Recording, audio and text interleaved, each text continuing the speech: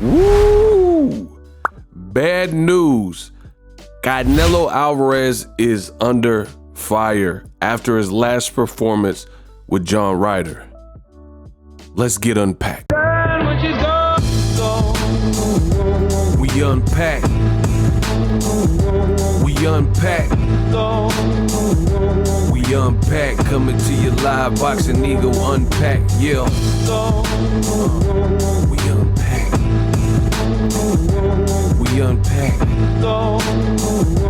We unpack. Coming to you live.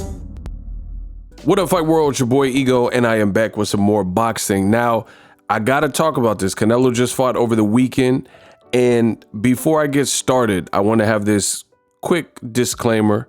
There are some new people to the channel. Now, Canelo particularly, he seems to have these Cinnabons, Chupapi Muñeños, and this rabid fan base where they want Canelo to be called the face of boxing. They want you to believe that guys like Gervonta Davis haven't taken his spot. They want to say he is the face of boxing, yet when there's current news or Canelo fights and people want to weigh in on his performance and assess the performance, all of a sudden, Mr. quote unquote face of boxing, those same fans don't want you to speak on him. That will never happen on my channel. I built my channel from the ground up. And the brilliant thing about YouTube is this. It's you. I'm the creator. I'm the boss. I get to talk about anything I want under the sun. And that's the beauty of this platform. So the Canelo man fans can try as they may to distract you and say, oh man, another Canelo video. And why are you talking about Canelo? Because you said he was the face of boxing, and I got a lot to say. You will never discourage or deter me. I'm unwavering. I'm gonna keep talking about it, and ain't nobody gonna do nothing about it. So the Canelo fans can kick and scream and complain and moan. It's not gonna change the content. And by the looks of things, by the viewership and the money I'm making on the channel, somebody's interested in these videos. Now, without further ado, let's get it started. We unpack. So Canelo Alvarez just fought John Ryder. The reason why I said at the beginning, bad news for Mr. A, get the payday, you want payday. I know that is because people are trying to stubbornly cling to him being the face of boxing. But unless you're a Canelo man fan and you don't want to hear the truth, and you listen, all you have to do is listen, study why I'll be mad, and hear what the conversations being had about Canelo are off of his victory, off of his win. So let me just put that in perspective. When a fighter wins, it's more than meets the eye, because you would think, you know, if you just read about it in the paper and you didn't have someone like Boxingego to break it down for you, you would think, oh, Canelo won. This is great. He must have looked spectacular.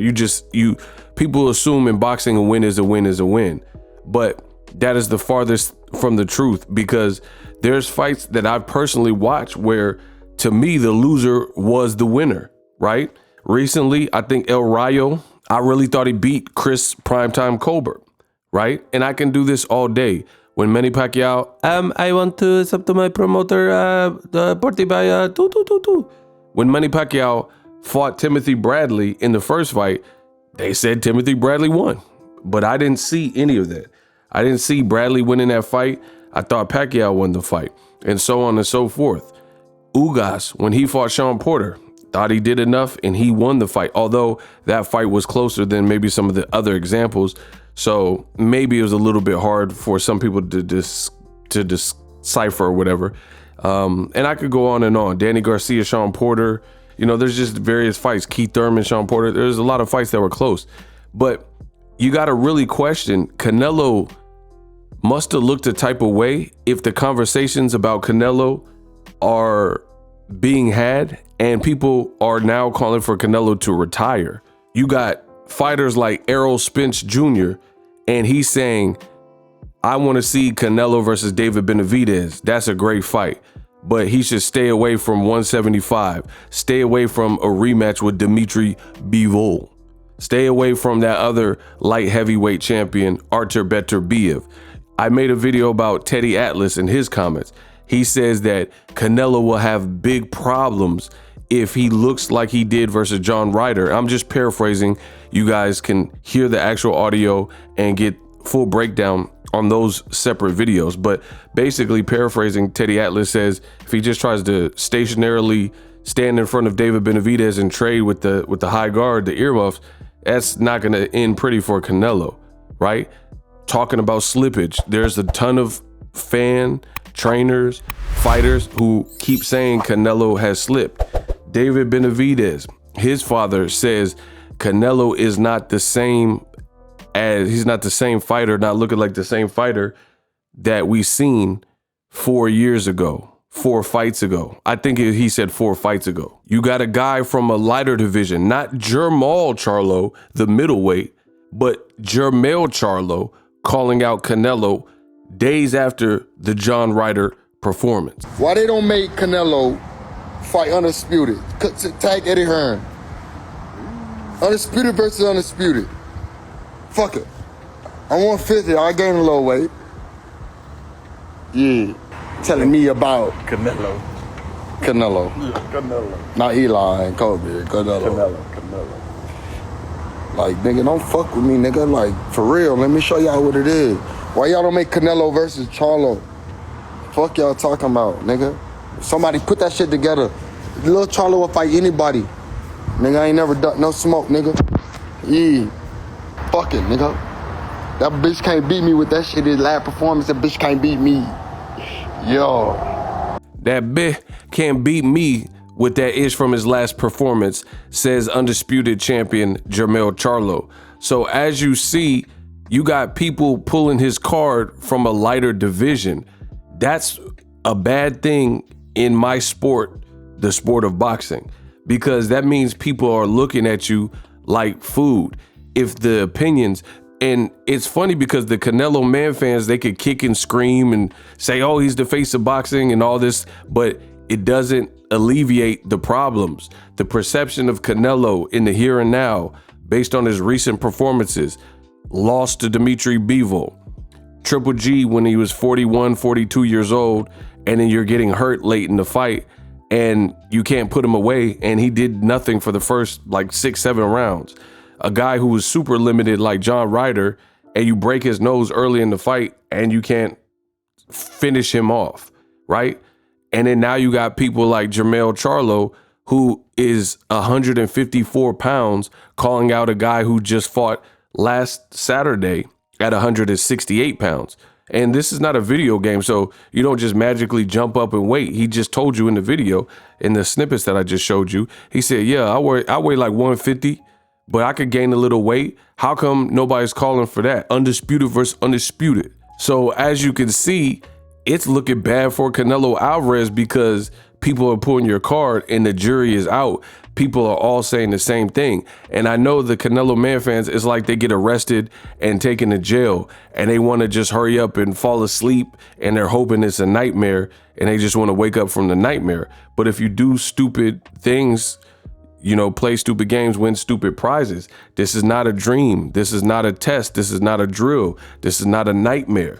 This is real life. Canelo's last few performances obviously left more to be desired because, again, seldom do you see someone who was on the pound for pound top 5 list. Some people had him as high as number 1. And then off of a performance, in recent performances, people are saying you should retire. People are saying he's washed. People are saying he is a faded champion. People are saying there's slippage. He's getting called out by guys in lighter weight classes. He's getting called out by guys in his weight class. I mean, it's looking like Canelo's food. Errol Spence is warning him to stay away from the guy that beat him, Bivol, or fighting Beterbiev. Now, being a lifelong boxing fan, one thing I like about this situation is these are the moments where if you're Sugar Ray Leonard, if you're Andre Ward, if you're Floyd Mayweather, if you're Julio Cesar Chavez or Oscar De La Hoya or any great past champs, and you were doubted, Bernard Hopkins, he was doubted in the Felix Tito Trinidad fight. doubted in the Kelly Pavlik fight, you know, where your back is against the wall and people expect you to fail. People expected Mayweather to lose to Diego Corrales. These are those moments where you could see what the fighter is truly made of. So I know I'm just wishful thinking because I feel like I have Canelo's number pretty good. And unfortunately, despite this criticism, Canelo is the diva type to complain about it and get mad that people are saying these things about it. But the easy way to solve it would be to do what people are saying and take those tough fights and show us that you're still alive. Fight David Benavidez at 168 and show us that you could beat him. Not just your brigade of fans saying David Benavidez would lose, but not pushing for the fight.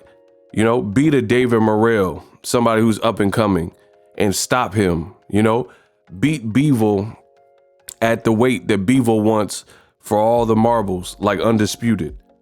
These are the types of things that a fighter can do to show that they still have something left. But unfortunately, the way Canelo has moved, I don't think he has that in him. I don't think he has that drive at this space of his career. So he's going to end up disappointing. He's not going to take the Demetrius Andrade fight, a guy he could have fought at 154. He's not going to fight David Benavidez at 168 next. He's going to do some weird stuff like, hey, I'm moving up to cruiserweight to fight Badu Jack. Like what? No one's asking you for that. If you're struggling with some fights at 168, you know what I mean? Why do people want to see you move up to cruiserweight? And again, I don't like these fights because it gives Canelo and his man fans, it gives them a safety net, because the higher Canelo goes up in weight, you could just say he was out of his comfort zone. Canelo dared to be great. Canelo tried. You know, there's no shame in trying. Your favorite fighter wouldn't try. But I never understood that argument in the sport of boxing. You know, he dared to be great. I mean, every fighter who fights is daring to be great. You don't get extra points because you're Canelo Alvarez. Listen to what I'm saying. So what differentiates a journeyman who knows he has no power to ward off a guy like Mike Tyson in his prime, and then you sign the contract to fight Mike Tyson knowing dang well you only had 2 weeks to prepare, you're not in great shape, and you don't have the skills, the power, or the dexterity to beat Mike Tyson. So you still signed up to fight him though. So you should be given credit. Canelo doesn't get extra credit because he did something like go to 175 to fight Bivol and he came up short. He was already a champion at 175 when he knocked out Sergey Kovalev. So he became a champion at that time, knocking out Sergey Kovalev. And since he won, no one really used the daring to be great energy. But then when he loses, the first thing out of the Canelo Chupapi Muñeño's mouth is he dared to be great. He tried and, you know, cut him some slack and all these types of things. Being foolish, I'm not going to give you extra credit for being foolish. There's tough fights for you, and there have been tough fights for you at 160. Demetrius Andrade, Jermall Charlo. There's tough fights for you at 168. Your mandatories, David Morrell and David Benavidez. So if you move up to cruiserweight or try to fight Bivol at 175 when he clearly beat you at 175, I'm not going to give you a bunch of dare to be great when you get scraped, or if you lose, give you a bunch of credit. You know, it sounds foolish in the world of boxing. If I run across back and forth a 4-lane freeway butt naked, am I daring to be great or am I daring to be stupid? You see what I'm saying? You wouldn't give me credit for running around, you know, with no shoes, butt naked on a freeway. You wouldn't say, oh, he's so courageous, he's so bold, he's daring to be great. That's daring to be stupid.